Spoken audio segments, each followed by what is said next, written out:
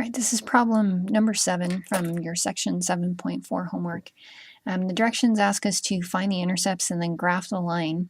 The person that asked this question, the question really was about they had graphed it using an XY chart, and then they tried to graph it using the slope-intercept method, and they didn't get the same thing. So I'm going to go ahead and graph this both ways, but I want to be very clear. The directions here are asking you to graph it in a particular way. And so when they ask you to find the intercepts, and I will be asking you to do the same thing, I will be asking you to graph by a particular method.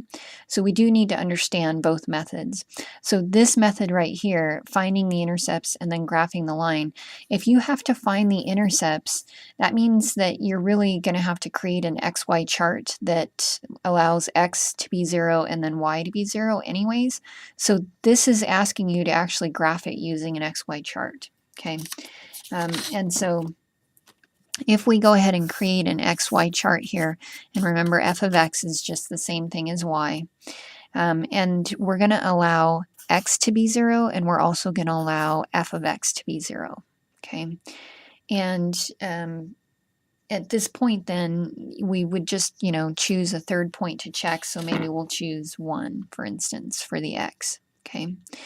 Now, the reason that I'm choosing the zeros here is specifically because they asked us to find the intercepts. So if they're asking us to find the intercepts, then we need to have those 2 points anyway, so we might as well use them on our chart. Okay. So remember, when you let x equal 0, you're finding the y-intercept. Okay, so let's go ahead and do that. F of 0, when I plug that in, then we just get, and this is basically y right here, we get y is equal to -2.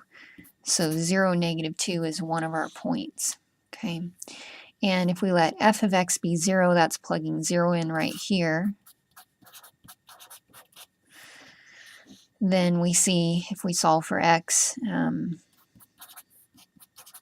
adding 2, so we have 2 is equal to -2x, and divide by the -2, and we get x is equal to -1.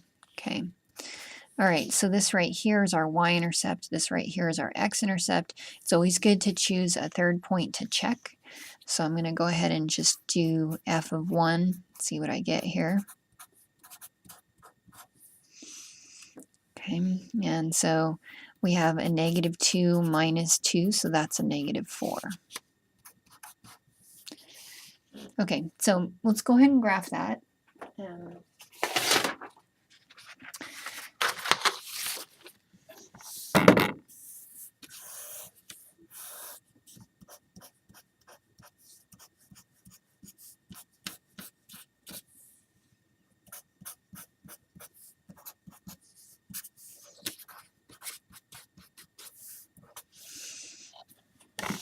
Okay, so our points are 0, -2 is our first one.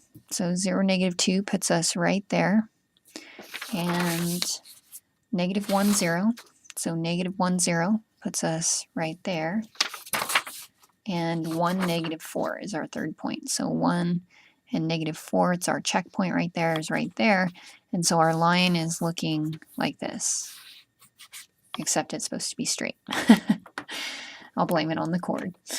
Okay, should be straight right there. So the question that was asked, though, was how can I get this same graph, basically doing this by the slope-intercept method. So let's actually look at that.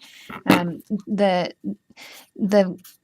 equation was actually given to you in a form that is more comfortable if we want to graph it using the slope and the y-intercept, except for the fact that they don't have it written in descending order here. So, I mean, if we were to rewrite this so that you can see the x first, it's that -2x minus 2. Since they're both -2's, I mean, it kind of doesn't matter in this problem, but still, to be complete, the slope here is -2. That's the coefficient of our x, and the y-intercept is -2 right there, our constant. So we would be graphing 0, -2. Okay, so to graph this, and maybe I'll try and use a different color here on the same graph. I'm not sure if you'll be able to see the color or not, but if we were going to graph this using the slope-intercept method, we always start with our point, so our 0, -2. Well, 0, -2 puts us right here. I'll just make it really big. Okay, that's the same point that we had from the other one. Then we're going to graph out the slope, and remember that slope is always rise over run, and if you don't have a denominator, you can give yourself a denominator there. So the denominator here is 1. Okay, so graphing that, the -2 has to be graphed by going down, or you can graph it by going left, but you're only going to graph the negative one way. So I'm going to graph it by going down 2 units and then running positive 1 unit, and that would actually get me to this point on the line. You can see that's the same point that we graphed. Okay. If instead you wanted to graph 2 over -1, because it does not matter which way you do it, then you would rise a positive 2 and run a -1, and it gets you to that point on the graph. Okay, so you should get the same picture doing it the 2 different ways, but just to be clear, in this problem, they were actually asking you to do it using an XY chart. Okay, and that's it for this problem.